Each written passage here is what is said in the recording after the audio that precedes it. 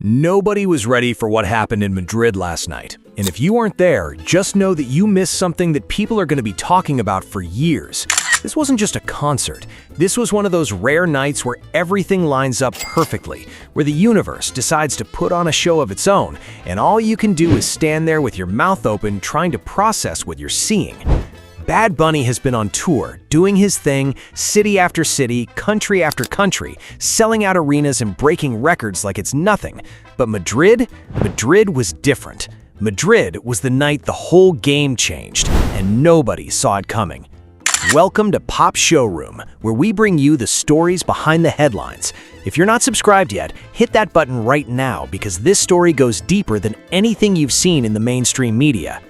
Let's rewind a little because you need the full picture to understand just how wild this whole situation was.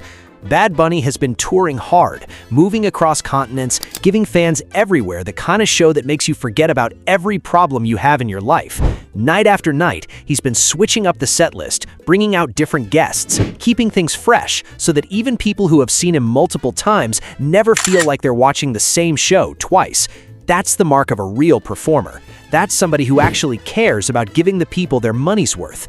But throughout this entire tour, there was one rule that had stayed consistent, one pattern that every fan who was paying attention had noticed. He never brought back the same guest artist twice. Every city, every stop, somebody new. It was like a silent promise to the fans that every show was going to be one of a kind, until Madrid broke all of that. Because in Madrid, Bad Bunny brought back Eladio Carrión, and the crowd absolutely lost their minds. Now, if you don't know who Eladio Carrión is, first of all, fix that immediately, because this man is one of the most talented artists in the Latin music space right now. He's got a flow that hits different, a voice that carries weight, and a style that blends street reality with genuine artistry in a way that not many people can pull off. He and Bad Bunny have a chemistry that you can't manufacture or fake. When those two were on stage together, it's not just two artists performing, it's two people who genuinely respect each other's craft, and that energy pours out into the crowd and wraps around every single person in that arena. You feel it in your chest, you feel it in your bones. The song they performed together was Coco Chanel, and if you know that song, you already understand why the crowd reacted the way they did. But here's what makes the whole thing even more special. This wasn't originally planned as a regular part of the tour. The first time Bad Bunny ever performed Coco Chanel live on this tour was back in Argentina on February 15th, and it only happened because the crowd demanded it. Think about that for a second. The fans in Argentina wanted that song so badly, were screaming for it so loud and so passionately that Bad Bunny actually listened. He didn't brush it off, he didn't stick rigidly to his planned set list, he felt the energy in that room, he felt what the people needed, and he gave it to them. That's a connection between an artist and his fans that goes beyond the music. That's something real, and the fact that he carried that moment all the way from Argentina to Madrid, that he honored what those fans started, says everything you need to know about who Bad Bunny is as an artist and as a human being. So, when Eladio stepped out onto that stage in Madrid and the opening notes of Coco Chanel started filling that arena, the reaction was instant and it was enormous. People were jumping, people were screaming, people were grabbing their friends with that look on their face that says, "I cannot believe this is happening right now." Videos started flooding social media within seconds, phones everywhere pointed at the stage. But here's the thing, even with thousands of cameras recording, even with every angle captured, none of those videos can fully capture what it actually felt like to be standing in that crowd in that moment. There's a warmth and an electricity that only exists when you're physically present, when the bass is vibrating through the floor beneath your feet, and the sound is wrapping around you from every direction, and you're surrounded by thousands of people who are all feeling exactly what you're feeling at the exact same time. That is the magic of live music, and Bad Bunny has always understood that better than almost anyone. But wait, because the night wasn't done surprising people, not even close. While all of this was going on, while the crowd was losing it over Eladio's appearance and the Coco Chanel performance, something else was happening that most people inside that arena had absolutely no idea about. Somewhere in that building, sitting in a VIP section away from the chaos of the general crowd, was Drake. Yes, that Drake, The one from Toronto, one of the biggest names in the history of hip-hop, one of the most successful artists the music industry has ever produced, sitting there quietly watching Bad Bunny perform. Think about what that image looks like for a second. Drake, a man who sells out arenas of his own, a man who has built one of the legendary careers in modern music, choosing to spend his evening in Madrid watching someone else's show. That tells you something. That tells you a lot, actually. Now people are already going crazy trying to figure out what this means, and honestly, how could you not? The music world has layers and histories and politics that run deep, and when two names as big as Bad Bunny and Drake end up in the same building, people naturally start connecting dots and imagining possibilities. Is there a collaboration in the works? Did they link up backstage? Did they talk? Did they build? Did something get started that the rest of us are going to hear about in a few months when it drops out of nowhere and breaks the internet? Nobody knows yet, and that right there is what makes this whole thing feel like the beginning of a story rather than the end of one.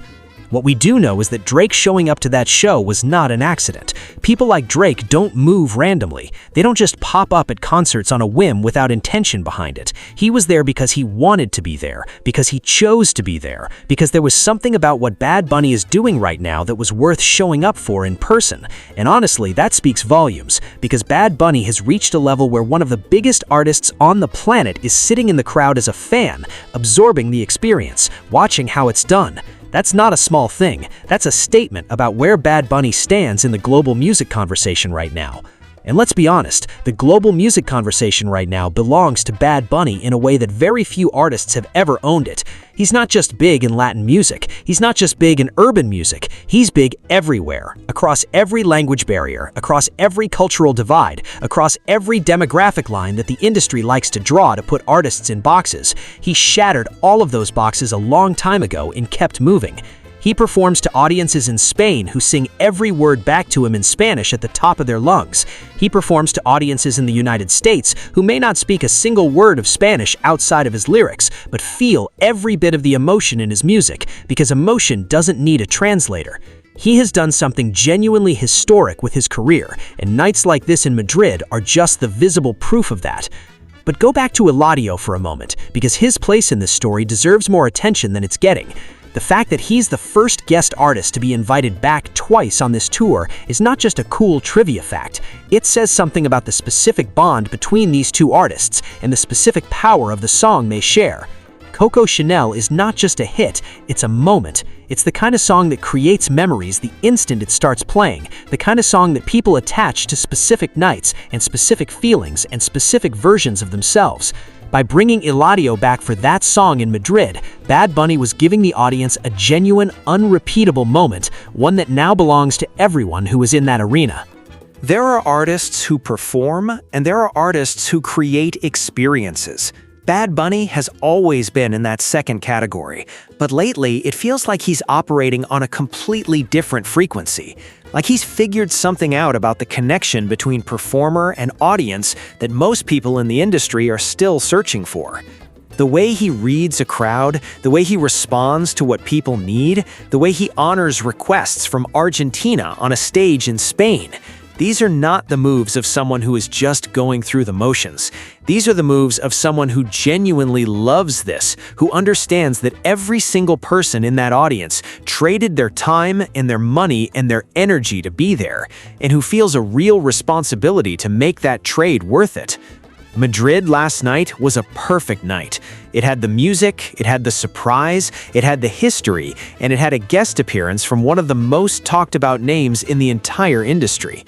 By the time the show ended and people started pouring out into the Madrid streets, buzzing and still vibrating from everything they had just witnessed, the internet was already on fire. Clips were everywhere, names were trending, people who weren't there were furious they missed it, and people who were there were already trying to find words big enough to describe what they had just experienced. But here's the truth, no words are going to be big enough. You had to be there. And if you weren't, just make sure you're paying attention from now on, because whatever comes next from Bad Bunny, after a night like this in Madrid with Eladio on stage and Drake in the crowd, it's going to be something nobody is ready for. I would really appreciate your insights on this matter, so feel free to share your views in the comments. Additionally, remember to like, subscribe, and enable notifications to keep up with this story.